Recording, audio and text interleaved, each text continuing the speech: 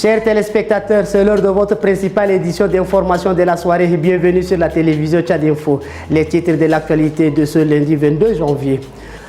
Une caravane de neurochirurgie a démarré aujourd'hui au centre hospitalo-universitaire de la Renaissance. Cette caravane est le fruit du ministère de la Santé publique en partenariat avec le centre Mohammed Ibn Salman et l'association Al-Balsam for Training and Health Development. Plus de détails dans ce journal. À suivre également dans cette édition l'actualité en bref que vous propose la télévision Tchad Info.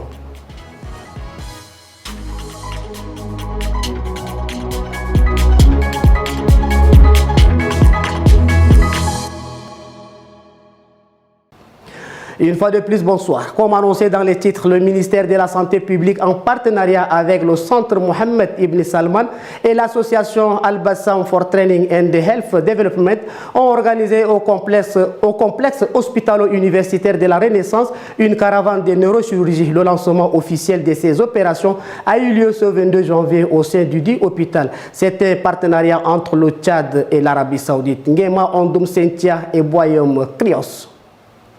Rien qu'au lancement, plus de 12 patients ont bénéficié de cette campagne, selon la direction générale de l'hôpital de la Renaissance. Parmi ceux-ci, on compte des enfants qui souffrent des problèmes neurologiques. Le directeur général du dit hôpital a rappelé au ministre de la Santé les difficultés auxquelles font souvent face les médecins lorsqu'il s'agit des interventions de ce genre, qu'il qualifie de cas délicats. Monsieur le ministre, permettez à ce genre de missions de s'inscrire dans la pérennité, dans la durée et surtout dans la régularité.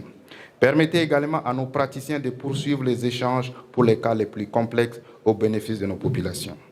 L'accompagnement technique de nos structures, tant en équipement consommable pour que, même après le départ des Saoudiens, les neurochirurgiens tchadiens puissent continuer le travail de qualité à nos compatriotes.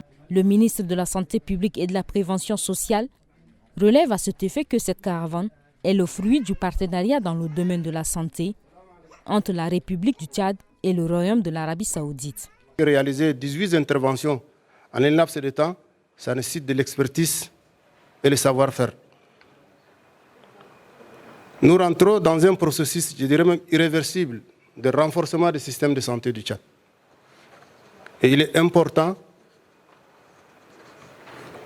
que les collègues tchadiens soient continuellement renforcé et le plateau technique doit continuellement être renforcé pour que le système de santé tchadien ne se limite pas ici à N'Djamena mais soit décentralisé dans les 23 provinces.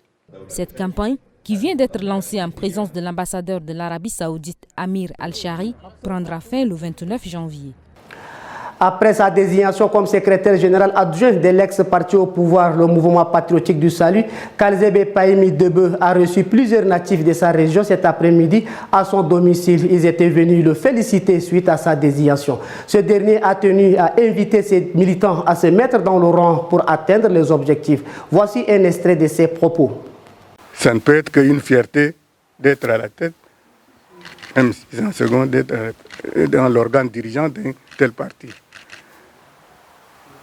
Si vous voyez comment nos militants se battent pour être CNS, pour être membre du bureau politique, vous pouvez vous imaginer l'importance d'être à la tête d'un tel parti. Le personnel du ministère de l'administration du territoire et de la décentralisation a organisé ce 22 janvier une cérémonie de présentation de vœux au ministre Liman Mohamed. Une séance de travail et d'orientation a eu lieu aussi dans les locaux du ministère. Les détails avec Judith Kamtar et Yves Dangourbi. À l'accoutumée, ces administrateurs présentent chaque année leurs vœux les meilleurs à leurs patrons. Et c'est l'occasion pour le ministre d'État, ministre de l'administration du territoire, Liman Mohamed, d'orienter ses collaborateurs. Ceux qui voudront aller dans la territoriale iront. Ceux qui voudront offrir donc leurs compétences au niveau des services centraux, ils auront également donc l'occasion de le faire. En toute objectivité, sans discrimination donc aucune, sans appartenance politicienne quelconque. Nous sommes tous des agents donc de l'État. Nous sommes au service donc de l'État. Et pour peu qu'on soit donc loyal, on peut être donc appelé à occuper n'importe quelle fonction. Pour peu qu'on soit donc engagé, on doit être donc appelé à servir. Cette cérémonie a permis au secrétaire général du dit ministère de souhaiter au ministre une année de plénitude, d'engagement et de capacité afin d'acquitter convenablement et efficacement des missions qui lui sont confiées.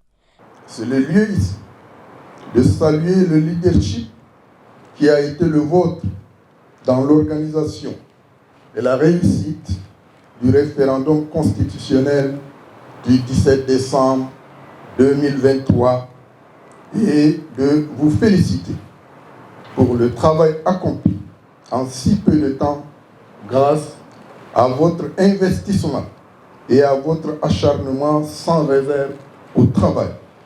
Afin de relever les défis, quelques objectifs sont fixés selon lesquels évaluer les compétences et faire avancer l'administration avec loyauté. L'information chez nous, c'est aussi l'actualité en bref que vous propose la rédaction de Tchad Info TV et rendue par Rasso Mordim Leïla. Suivez. Ouvrons l'actualité en bref de ce lundi par cette information. Le véhicule du gouverneur du Borkou, général Dimta Ben Dergo, en partance de N'Djamena vers Faya, est entré en collision avec un autre à une quarantaine de kilomètres après Kouba Oulanga. Il y avait à son bord le chauffeur, un garde du corps et quelques proches.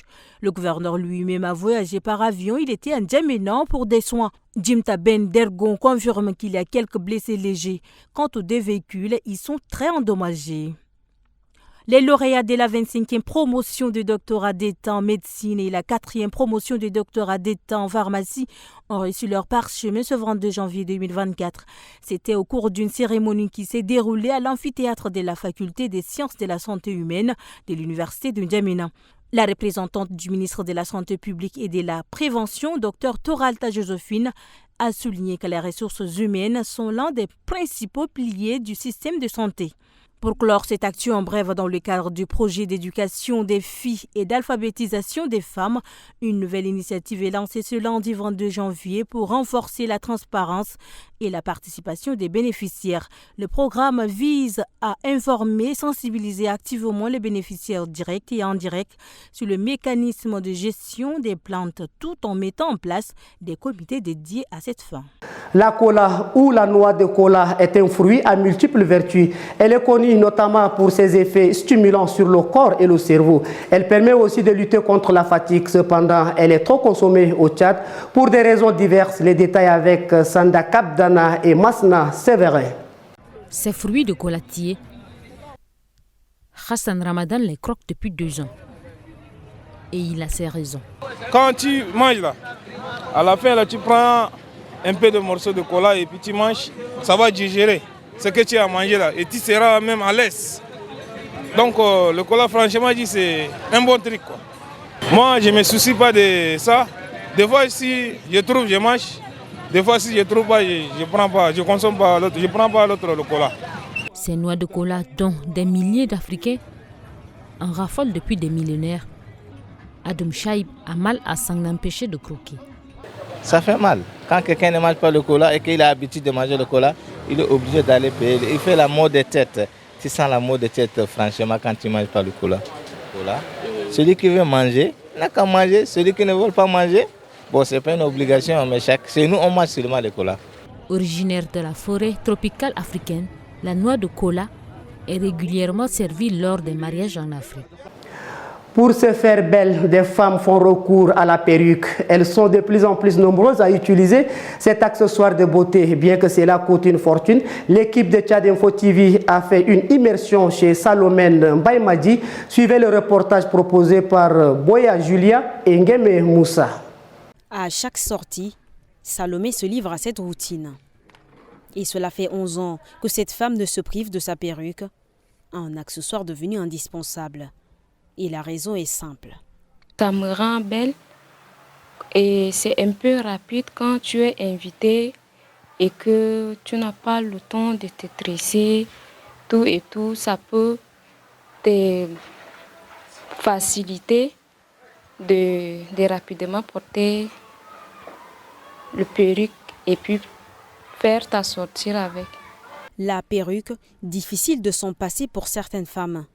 Malgré son prix exorbitant, les femmes déboursent parfois entre 10 000 et 1 million de francs CFA et plus. c'est dire que le volet économique laisse pantois plus d'un. Chers téléspectateurs, c'est tout pour cette édition d'information. Merci de votre fidélité et bonne suite de programmes sur Tchad Info TV.